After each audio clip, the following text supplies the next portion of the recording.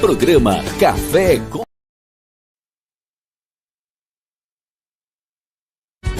Programa Café com Maná. Diferente dos outros, mas igualzinho a você.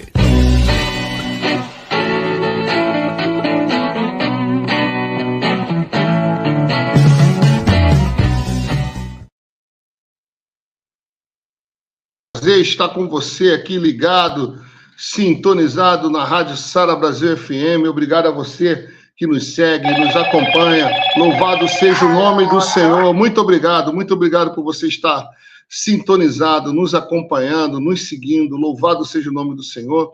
Um abração do meu tamanho a todos os amigos e irmãos do Rio Grande do Sul que estão se levantando, que estão aí debaixo dessa guerra, mas estão vencendo e vão continuar vencendo em nome do Senhor Jesus. Um abração do meu tamanho a toda a gauchada. Parabéns, vocês são exemplo de força, de unidade, de crescimento. Um abraço a todos os queridos de Floripa, a todos os irmãos da grande Florianópolis que estão também acompanhando, aos amigos e irmãos de Minas Gerais, lá, os mineiros de Minas Gerais, e aos cariocas também, que estão nos acompanhando, de São Paulo também, grande São Paulo, toda São Paulo aqui. Bem-vindo, bom dia a todos, bom dia, Bispo Hugo, Bispa Gisela. Podemos falar bom dia, viu? Podemos bom falar dia. Bom dia. Oi, gente. Shalom, Deus abençoe a todos. Bom dia, bom dia. Que venha o melhor do céu para todos nós, né? Glória a Deus. Bom dia, João. Bom dia. Por que pode falar bom dia agora, que mudou o negócio? Cada dia é uma nova regra. É uma nova regra, Jornalismo é muito, como é que se diz? Muda a cada instante, né? Hoje podemos falar bom dia, entendeu? É assim. Então, bem-vindo, Bispo João, tudo bem? Como é que está Porto Alegre? Seco, secando, temperatura caindo. Hoje é previsão de calor, né? Aos poucos as coisas vão voltando ao normal, né? Graças a Deus. Com muita luta, né? Com muita dificuldade, mas vamos voltando ao normal, graças a Deus. São dias literalmente de Neemias, né? Dias de Neemias, dias de reconstrução. Amém. Bom, o Bispo Robson hoje vai estar ausente, o Bispo Paulo Renato deve estar chegando, e o tema de hoje é com o Bispo Hugo. Vamos lá, Bispão.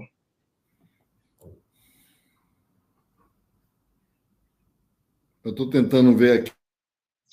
Sem áudio. Opa. Nós vamos continuar a falar o que nós estávamos debatendo ontem, e quando nós estávamos terminando o programa, nós estamos falando sobre a verdadeira espiritualidade e como produzir isso na Igreja de Jesus nos nossos dias. Vivemos hoje numa sociedade muito voltada para uma vida materialista, né? No linguajar evangeliquez, vivemos uma sociedade onde o mundo é muito contundente na sua influência na Igreja.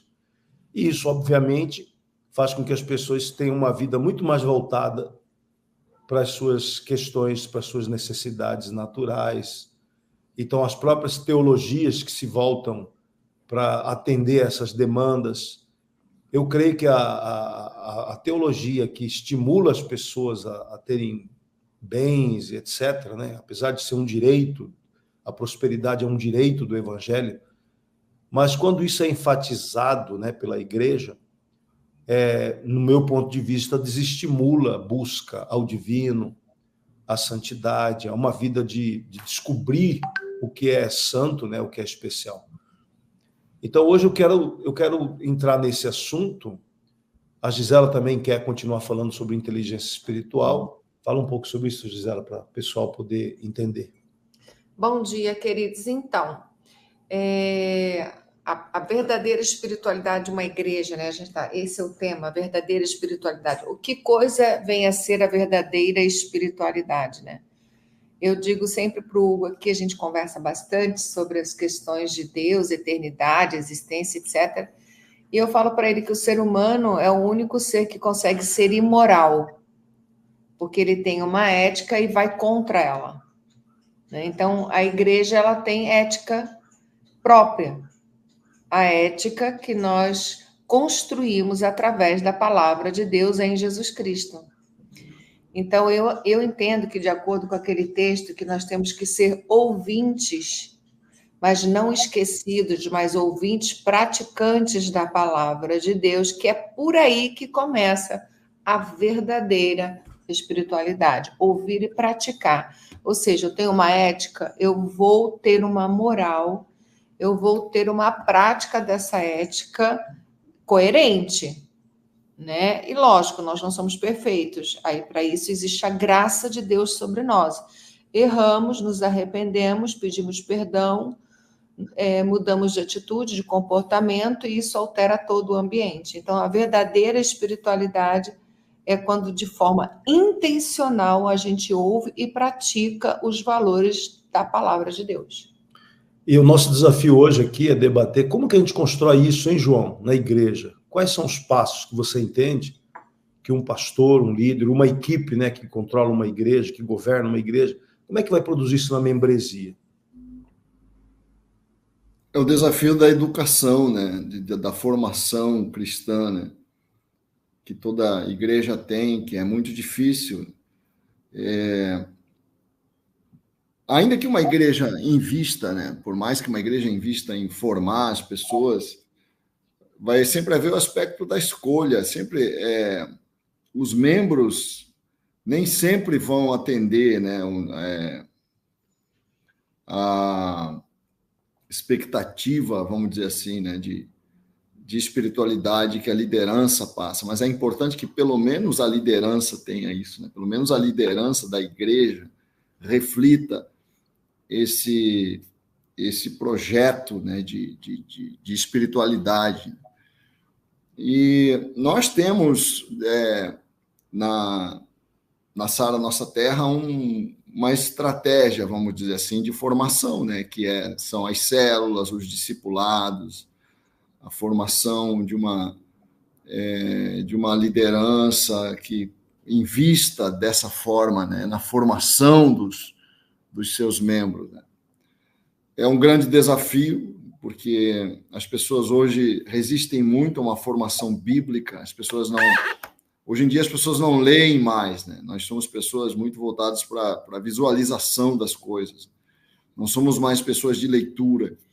Eu conversava esses dias com uma pessoa comparando as gerações, né? Tem gerações que são mais... A geração anterior a 2010 lia mais. E as gerações anteriores a 2000 liam ainda mais, né, a palavra de Deus. Hoje nós enfrentamos essa dificuldade de as pessoas terem uma formação cada vez mais superficial. Eu até lia sobre isso, que o próprio YouTube descobriu. Hoje o YouTube já tem coisas parecidas com os reels do Instagram, né? Eles também têm vídeos curtos, né, por conta do sucesso do TikTok e tudo mais, porque as pessoas não têm mais paciência para se concentrar em coisa alguma, elas precisam de novidade o tempo todo, por isso elas precisam estar mudando de coisa. Há uma sede de novidade no coração das pessoas. E a formação bíblica, a formação cristã, ela exige isso, ela exige esse tempo de concentração, de profundidade. Você precisa sentar, você precisa... a palavra de Deus, ela não entra superficialmente, você precisa juntar a palavra à experiência. E nós... eu aqui, por exemplo, estou fazendo um curso, né, bíblico com o pessoal que trabalha, com os cooperadores da igreja. Eu faço mensalmente uma reunião e ensino para eles, faço um esboço de um livro bíblico, né? Eu primeiro dei como é que fala? Um panorama geral do Antigo Testamento, e neste mês eu passei, agora no final de mês de maio, eu passei para eles o livro de Gênesis e o livro de Êxodo. E vou passar agora, neste mês de junho, os demais 3 livros do Pentateuco, né? O esboço. é uma tentativa de melhorar a formação, porque eu percebo que as pessoas estão na igreja há anos e não conhecem a Bíblia, não sabem o que está no Antigo Testamento e o que está no Novo. Não tem noção da cronologia dos fatos bíblicos. É impressionante isso, né? E essa aqui é como a gente faz, a gente vai tentando, né, estratégias para ver se a gente consegue crescer no coração das pessoas, fazer crescer no coração das pessoas essa formação. Né? Kennedy, quando a gente pensa em o que o João falou, estudo, né, o estudo, como levar as pessoas a terem mais contato com a presença de Deus? Como levar uma igreja a orar, não orar mais apenas, mas que essa oração seja uma oração de presença, de avivamento, de poder e de unção. Como fazer isso no teu entendimento? Eu vou usar um pouco ontem da conversa que eu tive com a Bispa Gisela, aqui no pós-programa, né, sobre intencionalidade. Ela usou esse termo, né, que é muito forte hoje nas redes sociais. Nós temos que ser mais intencionais, estratégicos, né, planejadores, planejar, termos estratégias e sermos intencionais. Né. O planejamento é realmente ter vindo do céu esse desejo no coração, está como planejamento, como foco no coração do líder ou da liderança, ter uma igreja espiritual, né? Uma igreja que emana a glória de Deus. Essa intenção, ela é o que toda igreja quer, eu creio, que todo líder quer, todo pastor quer. Mas, quando nos reunimos como igreja, né, algumas vezes eu percebo em alguns lugares que quando você fala assim para o povo, vamos orar, vem aquele som de muitas águas, sabe? A igreja sai rapidamente de um nível e vai para o santo lugar, num nível de adoração, assim, de clamor, de busca, que não é nem movido pelo louvor, pelo desejo de orar. Percebo que naquele lugar, ali, o ambiente, né, da igreja, aquela igreja ela está à frente nesse sentido.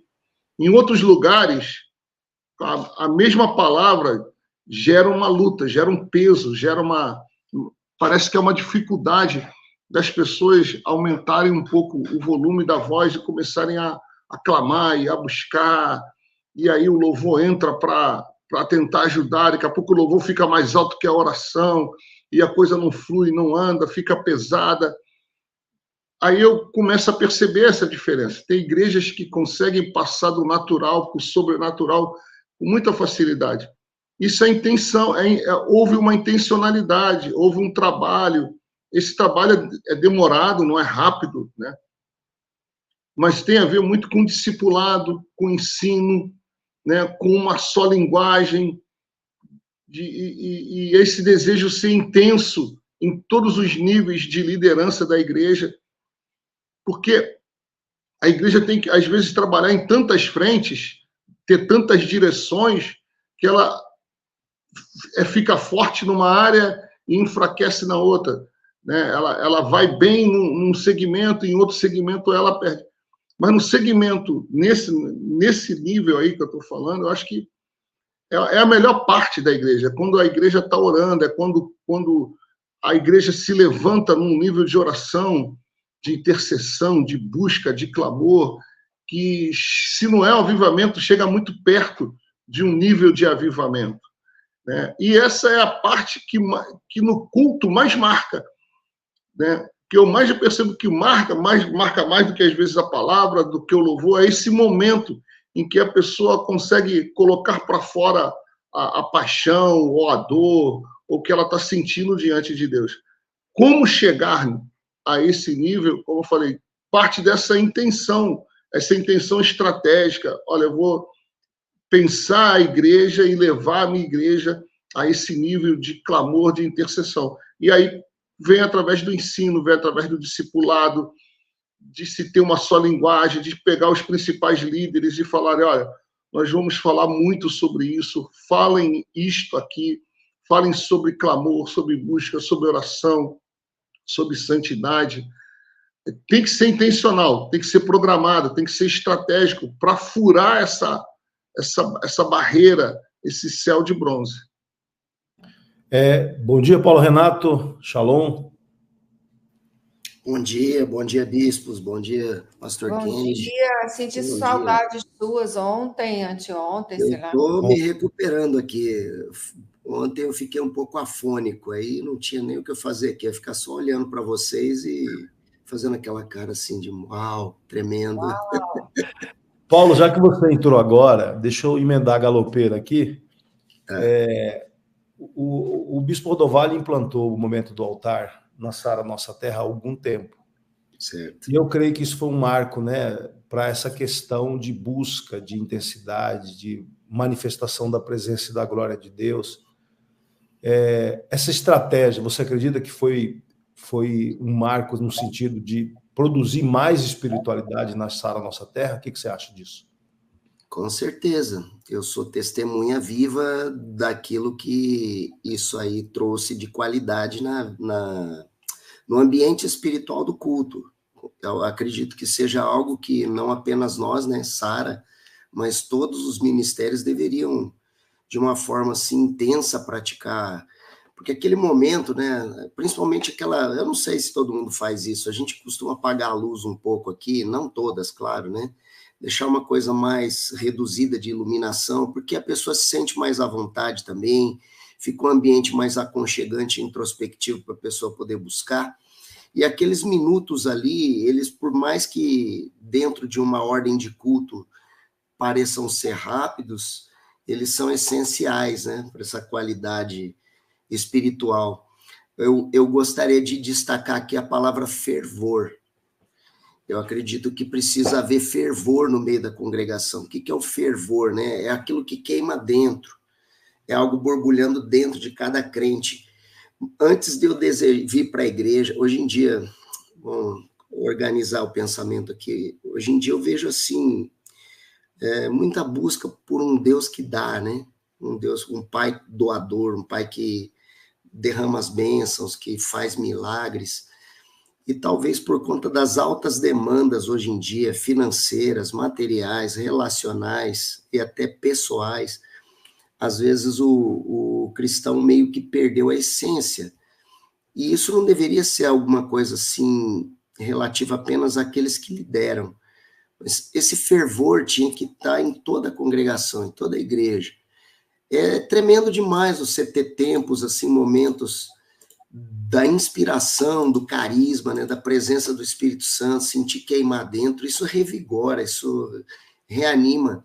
Eu acredito que muito mais do que a gente ter essa intencionalidade da liderança, de estar promovendo esse desenvolvimento espiritual, esse crescimento, claro, nós temos que fazer isso, como os momentos do altar. Eu estava no YouTube um pouco antes de entrar, porque meu computador estava meio travado aqui para o acesso, mas eu ouvi o Bispo João dizer do curso que ele está aplicando, junto com o seu corpo de liderança, com seus obreiros, né?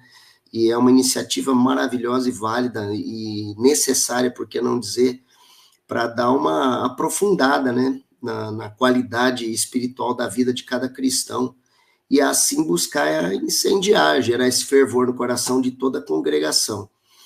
Mas eu entendo também que o crente, uma vez que ele teve uma experiência com Jesus, recebeu a Jesus Cristo como seu único Senhor, suficiente Salvador, ele precisa imitar os passos do Senhor Jesus. Porque Jesus Cristo, estando em corpo de homem, ele não se deu por satisfeito o fato de ter uma natureza de Deus. Ele, após ser batizado nas águas ali pelo seu primo João Batista, e recebido, né, a descida do Espírito Santo sobre ele, apesar de toda aquela declaração, a meu ver, audível para todas aquelas pessoas ali, esse é meu filho amado em quem eu tenho prazer nele. Ele não se deu por satisfeito, ele ouviu a voz do Espírito, ele aceitou o desafio de ir para o deserto. E ele foi lá e ele só conseguiu prevalecer naquela situação daqueles 40 dias, porque ele estava cheio do Espírito Santo. E justamente é isso que eu queria associar, porque às vezes o cristão, ele entende pelo seu muito falar, pelo seu muito pedir que as coisas vão acontecer, mas não. Basta ele estar cheio da presença daquele que faz todas as coisas, e automaticamente essa presença vai criar esse campo de energia sobrenatural, onde ele vai ter muito mais tempo para sua busca individual e aprofundamento com Deus, experiências com Deus, ao passo que o Senhor vai trabalhando na vida dele, nas coisas em volta dele, milagres vão acontecendo. O mais importante de tudo da vida cristã é o relacionamento com aquele a quem nós servimos e adoramos. E as outras coisas serão acrescentadas.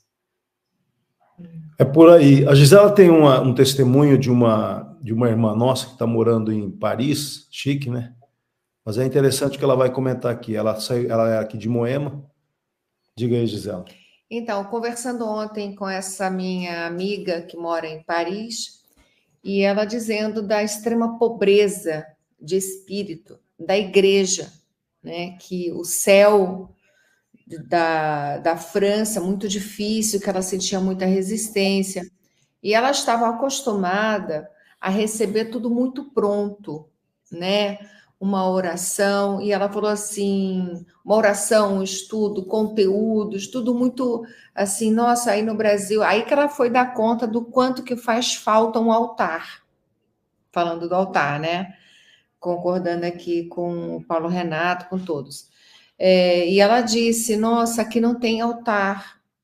Ela, uma pessoa, assim, que tinha uma vida muito simples em termos de conteúdo. Ela falou, faz muita falta o altar. Aqui não tem. Então, ela começou a ver a diferença entre o céu do Brasil e o céu da Europa, o céu da França. Eu falei assim, olha, querida, o que ilumina a França é uma ideologia. E o que ilumina o Brasil é um avivamento. Então, existe uma diferença. E eu falei para ela, você precisa desenvolver um relacionamento pessoal, porque aqui você tinha tudo que vinha do alto, assim, sabe? Da liderança, da gente. E a gente tinha uma preocupação, a gente, né, como cristão, como pastor maduro, a gente tem às vezes uma preocupação de poupar a pessoa do sofrer. Você não quer que seu filho sofra, você não quer que seu discípulo sofra, você quer entregar o que você já viveu em 60 anos para uma pessoa que tem 30, né? Para evitar que ela passe por processos. E são os processos que tornam você um ser humano inteligente, né? Espiritualmente. E aí eu pude ter essa conversa com ela e eu quero fazer uma observação em cima disso. O altar, de fato, faz muita falta. O altar, ele precisa ser intencional, chamar as pessoas, provocar nas pessoas esse fervor, incentivar. Nós temos que, como pastores, líderes, promover o fervor na igreja. E eu quero fazer uma observação. O João falou da educação, que eu disse desde o início, ouvir e praticar a palavra de Deus é o início da espiritualidade. O diabo, o adversário que nós temos no mundo espiritual, com seus demônios, eles adoram, né, a ignorância, a falta de educação. Então, o que está escrito? Vocês erram porque não conhecem nem a palavra de Deus, nem o poder de Deus. Então, quando uma igreja não conhece a palavra, não conhece o poder, ela erra. E o diabo trabalha com o nosso erro, trabalha com a nossa ignorância, trabalha com a nossa falta de educação. Então, onde há falta de educação, né, o diabo ele se aproveita dessas situações para causar confusão, né? Então, eu quero fazer essa observação, né, que nós erramos porque não conhecemos nem a palavra nem o poder de Deus. Já lembrei do Fluminense aqui, que só está perdendo por causa que o pessoal aproveita os erros do Fluminense para fazer gol, né? Nós só perdemos por causa dos erros. Acho que está que nem isso que a Gisela falou, meu Fluminense, né? Todo mundo ganha a gente nos erros. O pessoal tenta sair jogando. O nosso goleiro já entregou 3 partidas. Isso é brincadeira, só para... Mas o Kennedy, você vai sair antes do João, né? Seria para o João agora, mas o Kennedy vai ter que sair. Considerações aí antes de você sair, Kennedy. 3 minutos, por favor, em nome de Jesus. Pode me cortar aí. Ouve, ó Israel, o Senhor nosso Deus é o único Senhor. Amarás o Senhor, o teu Deus, de todo o teu coração, de toda a tua alma, de toda a tua força. Estas palavras que hoje te ordeno estarão no teu coração. Tu as ensinarás repetidamente. Ensino repetido, intencional, né, estratégico a teus filhos, e delas falarás assentado em tua casa, andando pelo caminho, deitando-te e levantando-te. Ou seja, no dia a dia, durante o dia, na rotina natural do dia. Eu creio que nós precisamos começar a olhar muito as crianças, sabe? As crianças. Porque ainda vamos conseguir evitar que as crianças passem pelos males, pelas experiências negativas que o mundo oferece. Né? O jovem, o adulto já chega ferido, já chega muitas vezes estragado, né? Na sua alma, no seu corpo, na sua mente. E se a gente conseguir, a igreja conseguir, então, intencionalmente, focar estrategicamente nos adolescentes e nas crianças, nós vamos ter um grande avivamento, já nessa geração, né? Entre crianças e adolescentes. A Célia me conta que uma vez lá em Campo Grande, vocês estavam lá, houve um momento assim muito forte entre crianças e adolescentes. Ela viu muitas crianças sendo tocadas pelo poder de Deus. É algo inesquecível para ela, que ela sonha ver ainda acontecer em nossa igreja, né? Ela falou que viu isso acontecer lá, né? No meio de crianças assim sendo tocadas pelo Espírito Santo e se convertendo desde cedo, sabe? E isso parte desse ensino, de ensinar, porque o ensinar, ele consolida. Não existe melhor consolidação na fé do que você aprender, ser ensinado, né? Então, eu creio que essa intenção da igreja, ela tem que ser mais estratégica, no sentido de não apenas focarmos dos jovens para cima, mas descermos também por uma geração menor, certo? Talvez de adolescentes e crianças, né? E trabalharmos ali de maneira provocativa, né? Estratégica, intencional, porque, olha, é incrível, quando as crianças, os adolescentes começam a orar, eles contagiam, porque você fica impactado, né, com o derramar de Deus no coração deles, e aquilo pode... Mas isso parte disso, de uma estratégia, de um ensino, e eu creio que esse é o caminho, é um dos caminhos, tá? Mas eu me preocupo muito porque há muito abuso nas crianças, eu vejo, infelizmente, isso me causa muita dor, né? Há muito abuso hoje nessa geração, e às vezes são indefesas. Nós temos que ensinar, e o ensino também protege, além de consolidar, protege o adolescente. E aí eu creio que em 10 anos a igreja brasileira volta a explodir com muito mais força, com muito mais base sólida, com muito mais base bíblica.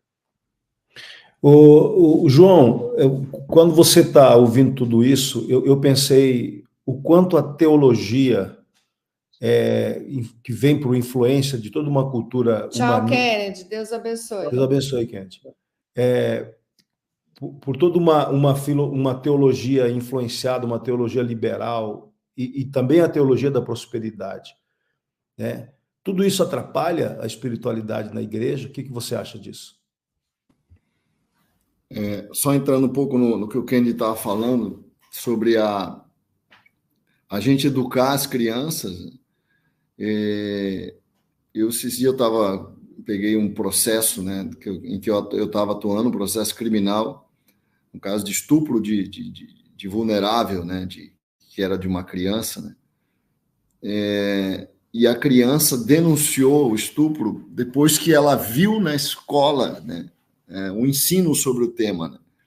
Ela estava sendo abusada, e aí ensinaram, né, que isso deveria ser denunciado, e a partir daí ela denunciou o abuso que ela estava sofrendo. Eu acho interessante isso, né, que a educação às vezes protege. Isso mostra como a educação protege, né? Você preparar uma criança para ela se proteger de abusos hoje é fundamental, porque eu sou testemunha, por conta da minha atuação no crime, né? Judicialmente, em processos judiciais, da quantidade de estupros de vulnerável que acontece nas famílias, né?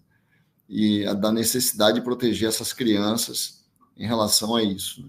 Agora, com relação à teologia, voltando aqui para o nosso tema, né? Eu não sei, sabe, o quanto uma determinada teologia influencia a congregação, né? Porque nós vemos muitas igrejas que praticam uma teologia saudável, né? Uma teologia, vamos dizer assim, correta, e ela não tem fervor, muitas vezes não tem. É difícil, essa é uma questão tão difícil, né? O mistério de saber por que determinadas igrejas têm essa graça, né? Essa presença de Deus. Porque às vezes, mesmo que o cara não tenha uma teologia 100% correta, né? Mas ele tem um coração. Acho que depende muito do coração do líder, né? O coração do líder. Embora às vezes ele não tenha aquela cultura, né? Aquele conhecimento, aquela correção teológica, às vezes ele mistura prosperidade com outras coisas, mas ele tem um coração, né? Ele tem um coração voltado para Deus, ele ama a Deus, apesar de ele ter algumas misturebas, né? E você vê uma igreja que evangeliza, uma igreja que prega, uma igreja que ama a Deus, né? Eu acredito que tem muito a ver com a relação do líder com Deus, né? Com a graça de Deus, com a presença de Deus, com o amor por Deus, né? Que faz uma igreja vibrante, né? E não só do líder principal, né? Mas da liderança, né? Uma liderança fervorosa, uma liderança que ama a Deus, né?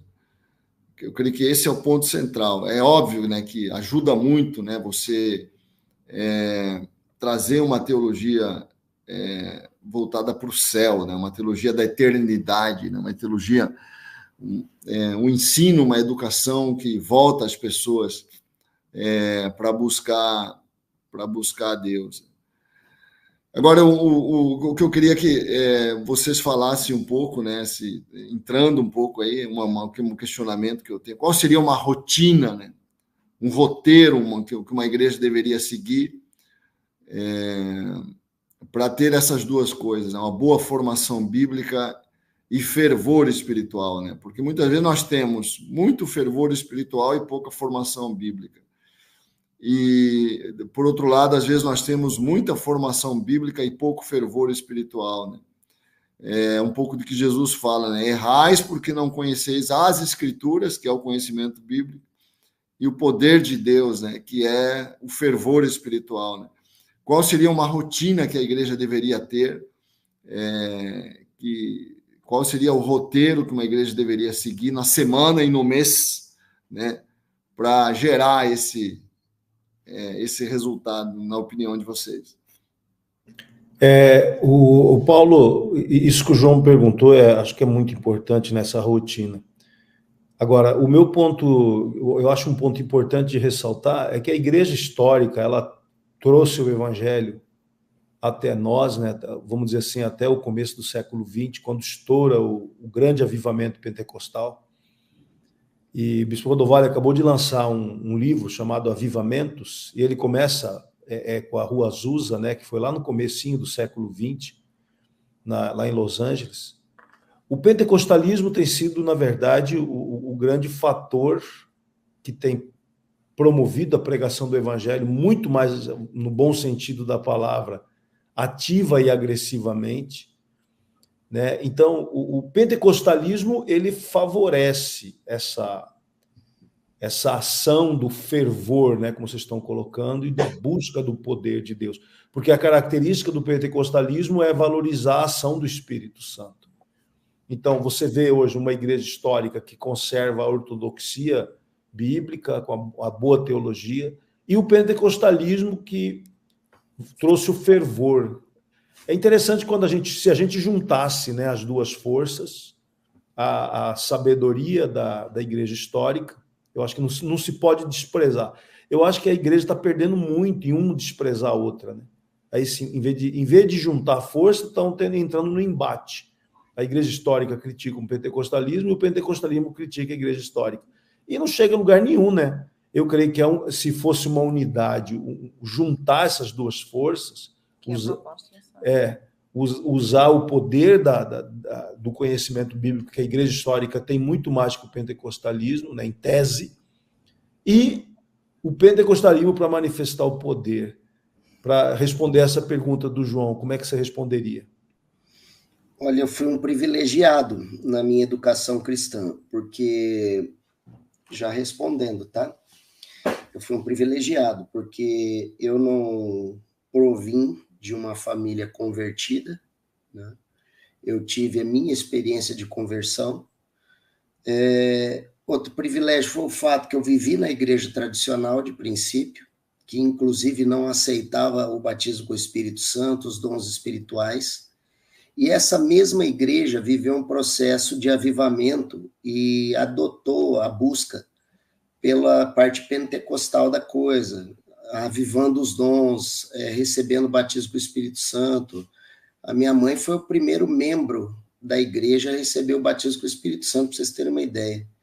E eu estava lá, do lado dela, era uma criança, né, 10 anos de idade, eu só via ela tremendo lá, igual uma vara verde, e eu do lado agarrado na perna dela, querendo entender por que minha mãe estava chorando tanto, se não tinha acontecido nada de ruim. E ela estava num estado de graça, literalmente ali tomada pelo Espírito Santo de Deus. E logo na sequência, após isso, a partir daquele culto, começou um avivamento na nossa igreja, que era uma igreja batista, e eram batistões, né? Quem conhece aí sabe, né? Os batistões.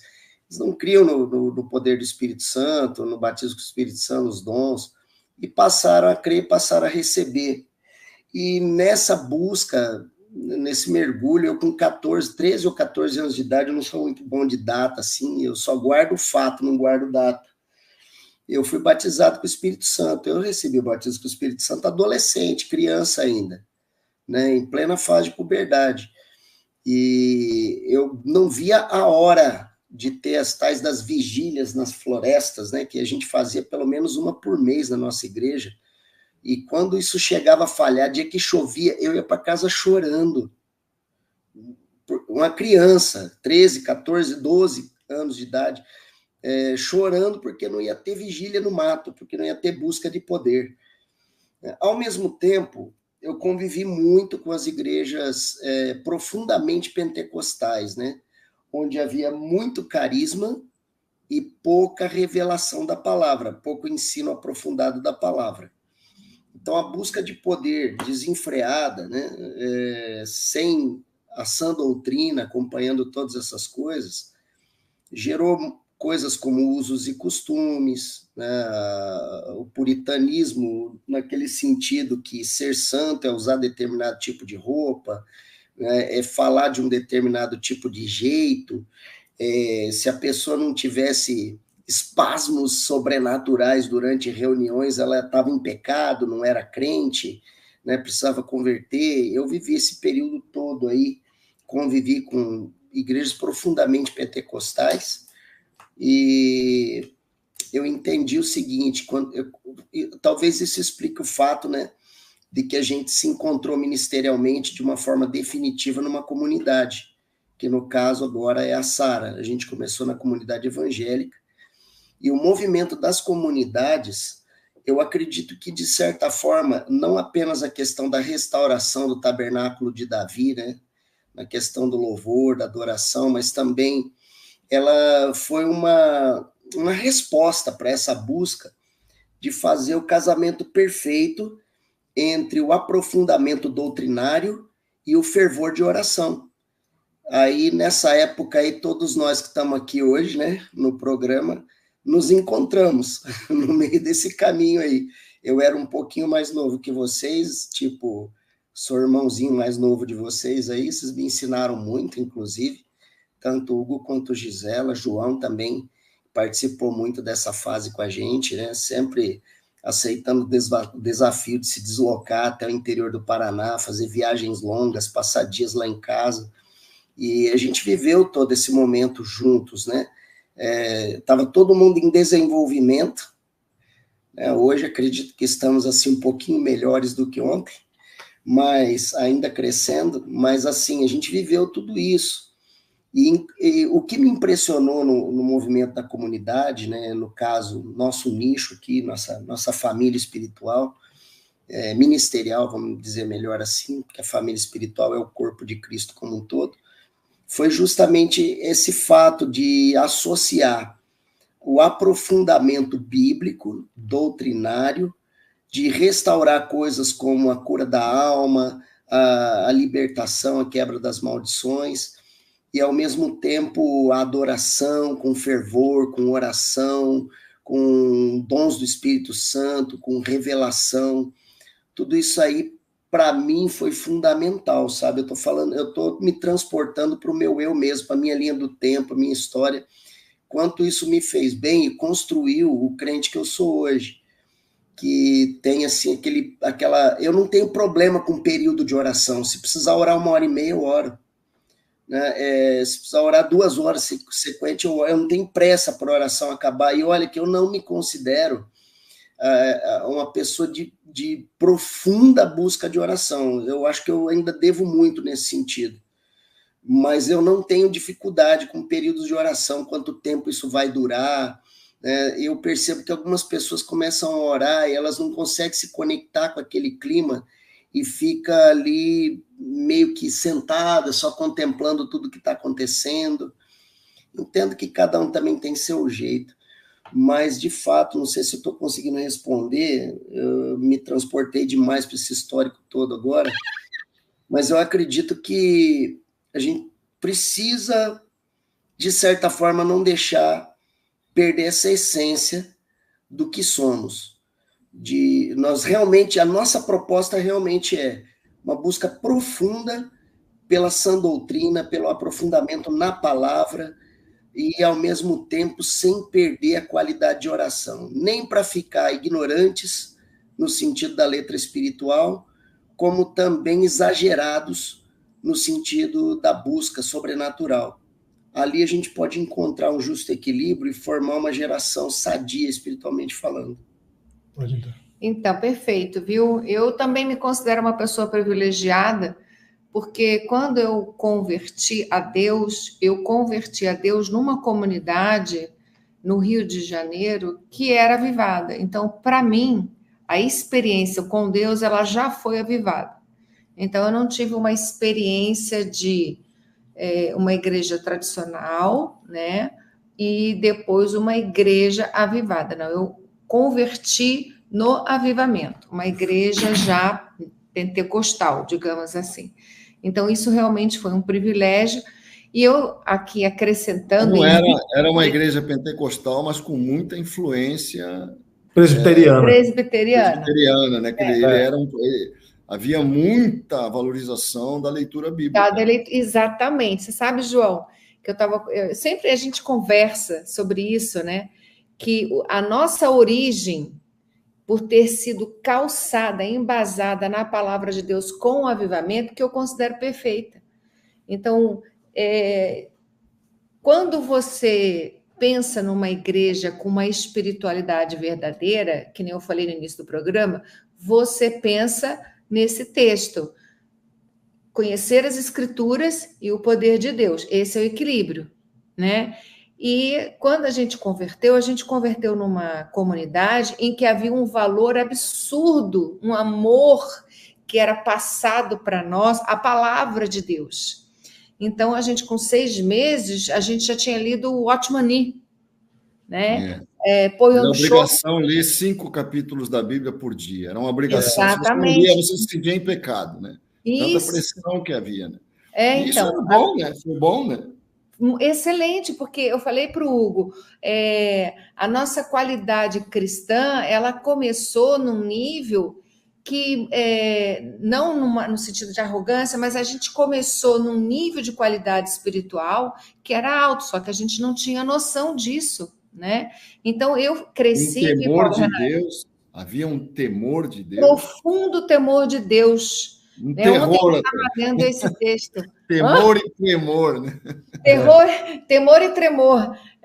Então, ontem eu ainda estava lendo esse texto que fala sobre você desenvolver um profundo temor a Deus. Então, eu sempre falo para o Hugo como nós fomos privilegiados em converter num lugar onde havia um valor absurdo, no sentido bom da palavra, a palavra de Deus, um amor à palavra de Deus e também um amor à adoração, ao movimento espiritual, à visão, a dons. Aquilo para nós era normal. Então, quando a gente voltou para Campo Grande, no caso ele, né, porque eu sou do Rio, quando a gente foi para Campo Grande, aí sim a gente teve um choque, porque a gente conheceu a igreja tradicional e viu que havia rejeição ao dom do Espírito Santo, enfim. Quando a gente voltou para Porto Murtinho. Quando a gente voltou para Porto Murtinho, que aí a gente foi para uma igreja batista, viu, Paulo Renato? Eu fiz o contrário. Mas lá na igreja batista, que a gente ajudou a fundar em Porto Murtinho, a gente manteve o que a gente recebeu. Nós não perdemos o avivamento, a gente não perdeu o amor às escrituras, o amor ao movimento de adoração, de adorar a Deus, de dons, de curas. A gente não perdeu nada, inclusive... E uma coisa, jejum. A gente aprendeu a jejuar lá na comunidade S8, lá no Rio de Janeiro. Né? Então, a gente... Ajudou muito a gente no começo da caminhada. Então, a gente não deixou o tradicionalismo, né? A tradição do homem, a gente não permitiu que isso contaminasse o nosso coração. Então, eu quero aqui, continuando aqui o nosso assunto da espiritualidade verdadeira, dizer o seguinte, que não tem para onde fugir. Assim, o João até falou, concordando, não tem, é escritura e o poder de Deus. Então, nós temos que criar estratégias. Nós precisamos ser intencionais nessa parte que fala escrituras. Ler a Bíblia, fazer resenha de livro, provocar nos nossos discípulos, provocar nos nossos discípulos uma educação. Nós temos que educar de forma intencional. As escrituras, temos que ser intencionais, sim, com os nossos discípulos, livros, resumos, estudos, isso que o João está fazendo é excelente. E temos que ser intencionais no poder de Deus. Por exemplo, aqui, eu acho que toda a Sara Nossa Terra tem, além do altar, além das revisões, nós temos a Semana de Santificação, onde nós tiramos... Né, Paulo? Isso é fantástico, os nossos jovens... Aqui é radical, não falha. Não, é uma semana também de jejum, de oração, de consagração. E aqui aí a gente vigília, né? Vigília na sexta-feira à noite, a gente se reúne e isso. Ali o fogo desce. É a floresta. O que nós chamamos de... eu acho que quando a intencionalidade que a Gisela está colocando, eu vou passar a palavra para o João, que nosso tempo já está esgotando, né? Temos 7 minutos. A intencionalidade, né? Ela precisa ser organizada, não é mesmo? Então, eu acredito que quando você desenvolve um discipulado onde você expressa claramente o que você quer como líder na igreja, e como eu disse no programa de ontem, falar para a equipe, eu quero uma igreja assim, assado, por isso vamos programar. Uma coisa que eu digo muito para os líderes de equipe, aqui a igreja ela é separada em equipes. Então, eu desafio cada líder de equipe ter programas de avivamento, programas de busca. Então, cada líder de equipe, além da igreja, porque a igreja tem a Semana de Santificação, nós estamos agora na Semana de Santificação, sexta-feira agora nós temos Casa de Oração. Casa de Oração. São 2 horas só de adoração, eu não subo praticamente no púlpito, é só o pessoal lá que fica adorando e orando. Então, 2 horas de oração, não tem pregação. Dia, não. Começa a adorar e aí o Espírito Santo conduz até a hora de parar. Exatamente. Então, além disso, eu desafio cada líder de equipe ter o seu programa de avivamento. Então, eu estimulo, sai em retiro espiritual com a tua equipe, faz 2, 3 horas de busca de Deus juntos, clama a Deus, ministra dons espirituais. Essa intencionalidade, né? fazer esse movimento organizado tem trazido muito efeito nas equipes, né? Então, começaram a surgir aqui na Zona Norte programas de oração espontâneos, que fugiam, não estava nem na programação da igreja, e as pessoas começaram a criar programas de oração. Isso trouxe nos cultos um efeito fabuloso. Mas, João, agora é contigo. Dá o teu pitaco aí. Não, acho que a gente acabou não respondendo a questão de uma rotina, né, semanal, assim. Uma sequência que seria, eu acho que nós conseguiríamos estabelecer já existe, né, uma coisa dentro da rotina da Sara Nossa Terra, que é o Instituto de Vencedores para formação, né, o curso de pastores, e teria objetivo educativo, vamos dizer assim, né, e nós precisaríamos, mas eu acredito que o Instituto de Vencedores, como ele é um ano só, né, você acaba concluindo em um ano, a pessoa muitas vezes não assume uma posição de líder de célula e fica meio assim, em satélite, Tem animação suspensa, né? Fez o instituto, já fiz revisão, e agora? E o Instituto não dá uma formação bíblica, porque é um curso mais para formar a pessoa, para dar a estrutura básica para essa pessoa trabalhar, né? Claro, dá uma formação bíblica razoável, mas não dá uma sequência. Nós precisaríamos de uma sequência, né? Eu creio que esse é um desafio que nós temos para educar o nosso povo, né? Na formação bíblica e na questão do fervor, né? Para a pessoa não perder o fervor, né? Fervor de oração e tudo mais, né? É bem isso mesmo.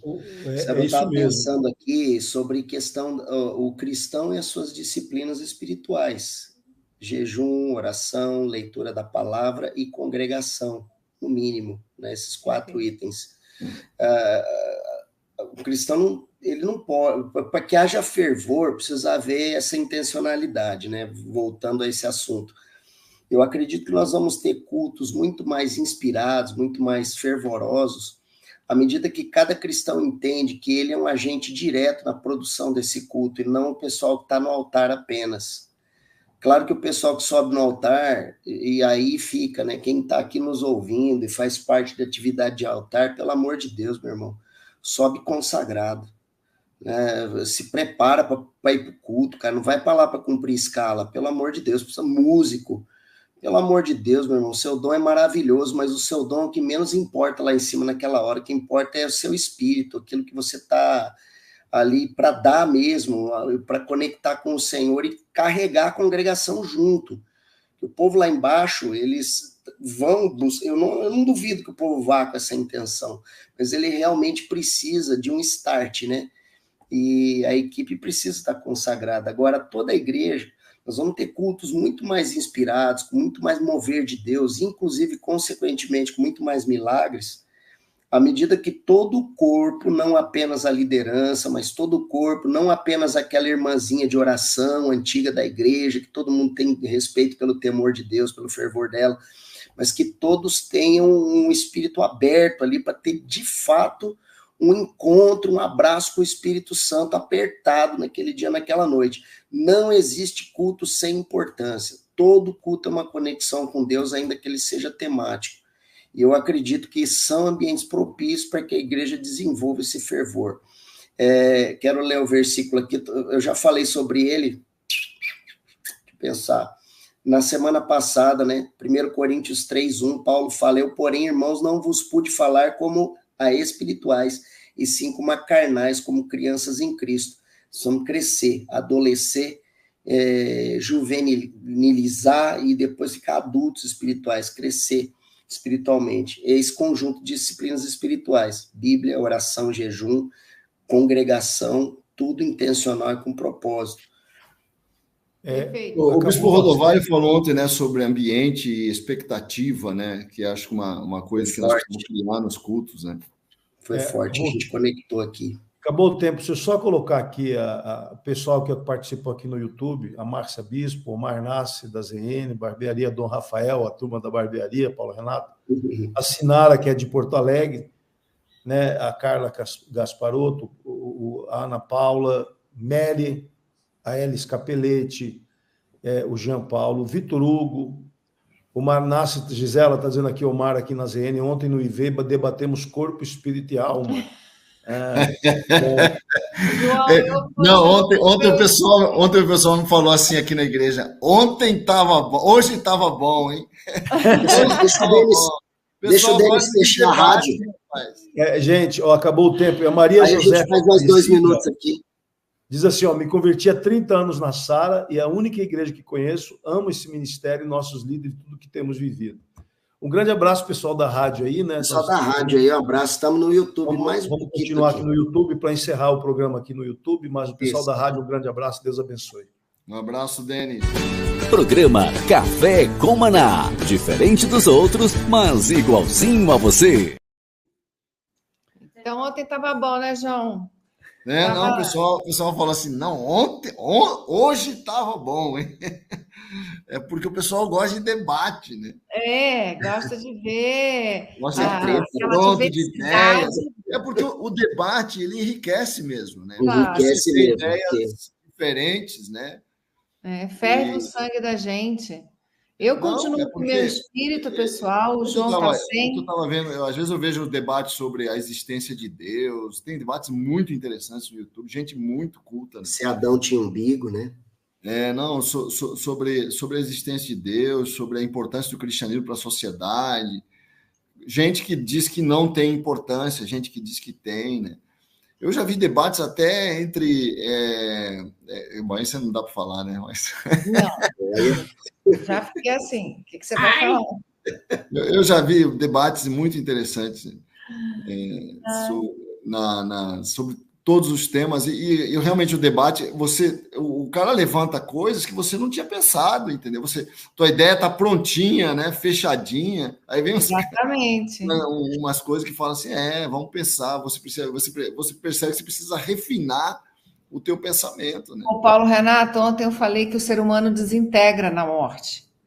Aí o João, porque a gente tem espírito, o João não. O João só tem corpo e alma.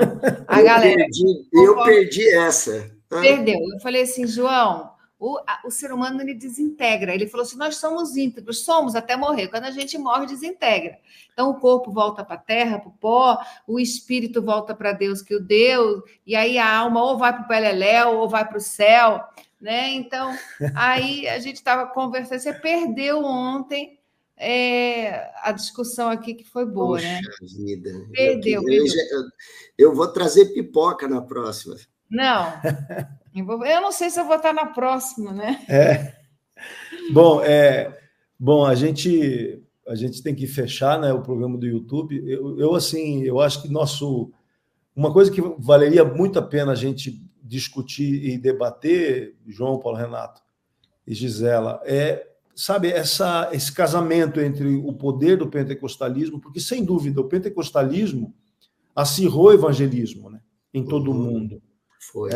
O pentecostalismo é que promoveu o evangelismo, porque a igreja histórica na Europa ela está praticamente anulada, né? E isso acontece em muitos lugares do planeta. E o pentecostalismo trouxe um avivamento e trouxe evangelismo acirrado, né? Quando você vê, por exemplo, todos os movimentos na África, né, de evangelismo, a grande maioria, com exceção aí de Billy Graham, foi produzida pelo pentecostalismo. O Brasil foi evangelizado pelo pentecostalismo, sem dúvida nenhuma, né? A Assembleia de Deus é a grande prova disso. E isso tudo veio da Boa Azusa, né? Mas a resistência que você vê na igreja histórica, ela tem um fundamento, né? Não é uma resistência tola, né? A resistência decorre do medo da desordem, né? Do medo da perda do controle, né? Você falou uma coisa que porque a experiência, quando você fundamenta toda a tua fé na experiência, você cria uma possibilidade de falta de controle, né? E que nós vemos muito forte, né, na experiência pentecostal, pelo menos no início, se você for ler realmente os desdobramentos do avivamento da Rua Azusa, tem muita coisa que não é romântica, né? Tem muita coisa que... Nós vemos isso já no início da Reforma, né? Quando tem o movimento camponês, o movimento... os desdobramentos, né? Esse é o temor, né? Esse é o temor, por isso tem toda essa estrutura de ordem, de organização, de liturgia, assim, de limites, né? Sem querer jogar, né, no ventilador, Lutero inspirou Mussolini. Eu li um texto de Lutero onde ele fala que os judeus precisavam morrer, suas famílias serem desapossadas de tudo. Ele criou a ideia de uma solução final, Lutero. Então, assim, é chocante você ler isso, ler essa parte da carta de Lutero, um dos textos dele. Então, assim, dentro da igreja histórica, um cara que trouxe luz sobre a salvação pela graça, ele odiava os judeus, pregava morte aos judeus. Antissemita, completamente. Ele inspirou Mussolini e Hitler, pelo amor de Deus. Então, isso acontece. Então, existe um exagero histórico na ortodoxia, sim, mas também existe o exagero...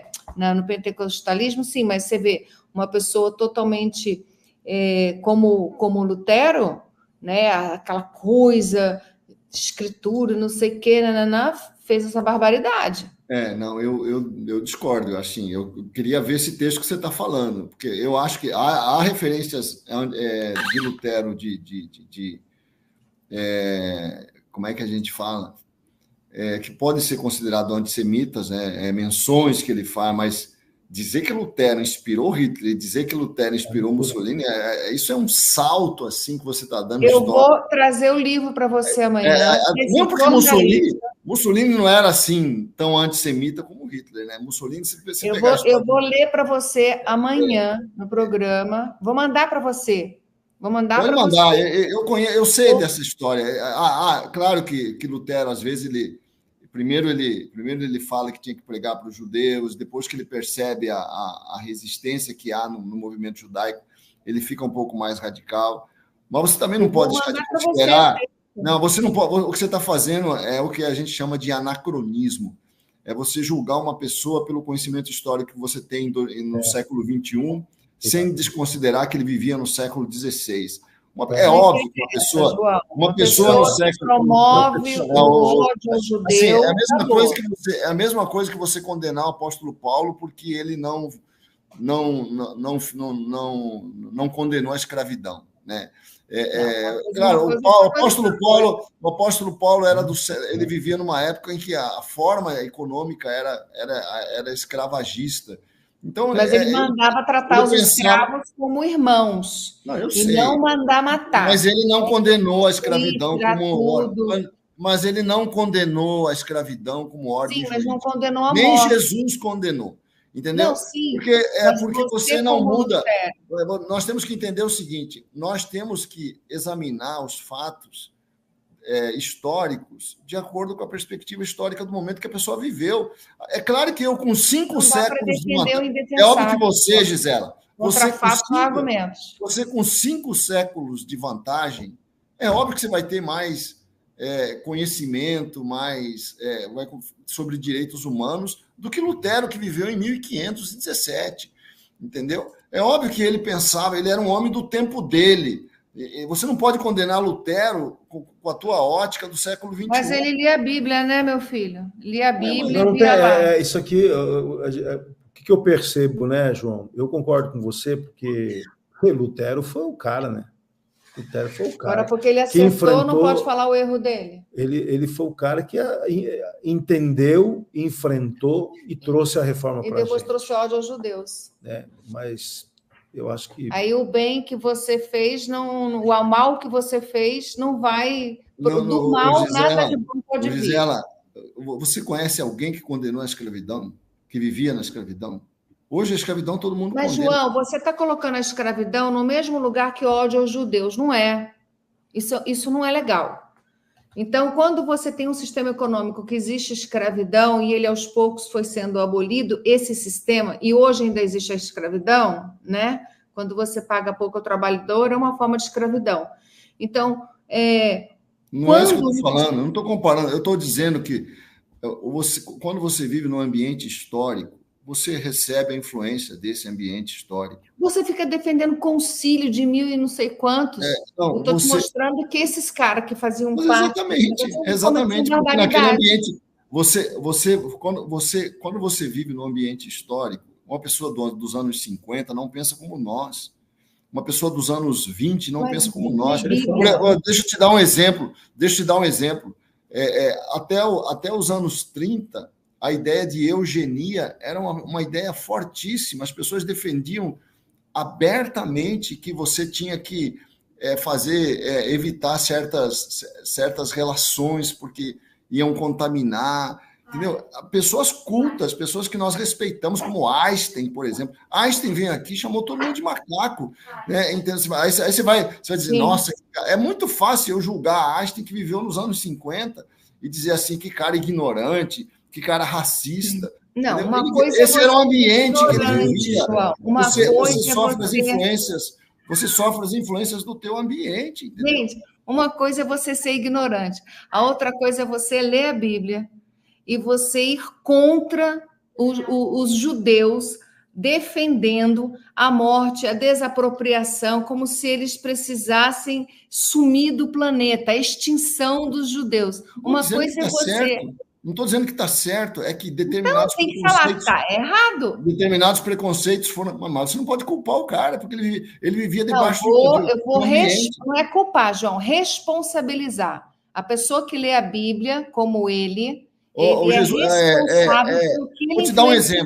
Vou te dar um exemplo. Jesus, tem uma hora que Jesus é confrontado e ele fala assim, Jesus fala assim para os fariseus, vocês dizem que se nós vivêssemos na época dos profetas, nós não nos trataríamos dessa forma. Sim. Quando você diz isso de Jesus, você se torna mais réu ainda do que os teus antepassados. Porque Jesus está falando assim, vocês pensam que vocês não fariam o que vocês condenam hoje? Se vocês vivessem naquela época, vocês iam fazer a mesma coisa. Né? Sim, porém... É só isso que eu quero dizer. Eu tenho que ir embora, infelizmente. Não vamos discutir mais, porque o tempo aqui acabou. Mas não é bem assim. Ai. Dessa vez eu estou com o João, viu? Estou com o João. O João está assim. Um abraço, gente. Beijão, viu, gente? Beijo, fica na paz aí. Um grande abraço. Denis, pode encerrar, por favor. Um grande abraço aí para todos.